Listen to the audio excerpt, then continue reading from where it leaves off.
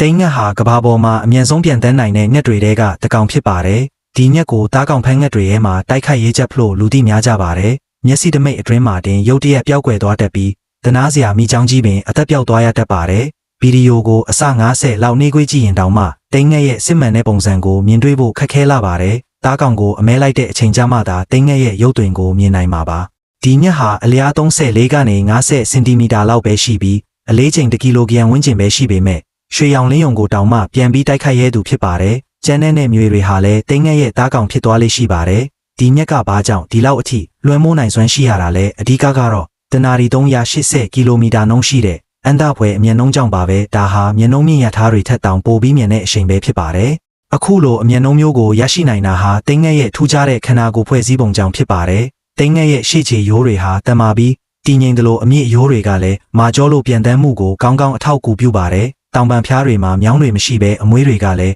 မာကျောပါတဲ့အမွေးတွေကိုလိုအပ်သလိုအသေးစိတ်ချိန်ညှိနိုင်တာကြောင့်အရှိန်ပြင်းပြင်းပြန်တန်းတဲ့အခါမှာလေစီးဆင်းမှုကိုအကောင်းဆုံးထိန်းညှိနိုင်ပါတယ်။တိန်ငှက်ကမဲလိုက်တော့မယ်ဆိုရင်အရင်ဆုံးအမြင့်ကိုရင်မြန်စွာပြန်တက်သွားပြီးမှမြေပြင်နဲ့30ကနေ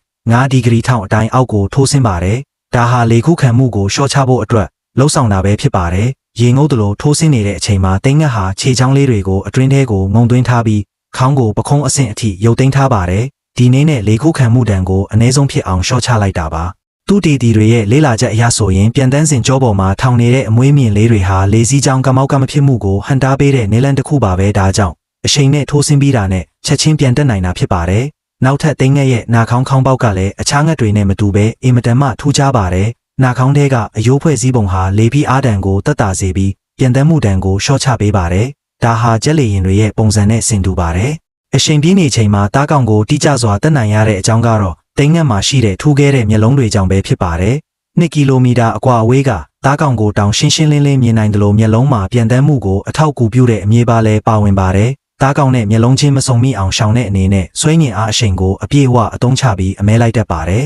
။နောက်ဆုံးအချိန်ရောက်မှတောင်ပန်တဲ့ခြေသေးတွေကိုဖြတ်လိုက်ပြီးသားကောင်ကိုအားပြည့်နဲ့ရိုက်ခတ်တိုက်ခိုက်လိုက်တာပါဒီလိုရိုးရှင်းပြီးထိရောက်တဲ့နေလန်းကြောင့်သားကောင်ဟာဘာဖြစ်သွားမှန်းတောင်မသိလိုက်ရပဲအသက်ပြောက်ရပါတယ်။တိန်ငှက်ရဲ့အမဲလိုက်ပုံအမြန်နှုန်းနဲ့တီးခြားမှုဟာကောင်းကင်ယံမှာအတော်ဆုံးမှုဆိုးဖြစ်စေုံတင်မကပဲလူသားတွေရဲ့နေပညာစမ်းသစ်မှုတွေကိုပါလှုံ့ဆော်ပေးနိုင်ခဲ့ပါတယ်။နမေကျော်နှစ်ဘုံကျဲလေရင်ရဲ့ဒီဇိုင်းဟာတိန်ငှက်စီကအတူယူပြီးဖန်တီးထားတာပဲဖြစ်ပါတယ်။ဒီလိုစိတ်လှုပ်ရှားစရာတောတိုင်းတိရစ္ဆာန်ဇလန်းတွေကိုနေတိုင်းကြည့်ချင်ရင် follow လုပ်ထားဖို့မမေ့နဲ့နော်။နောက်ဗီဒီယိုမှာထပ်တွေ့ကြမယ်။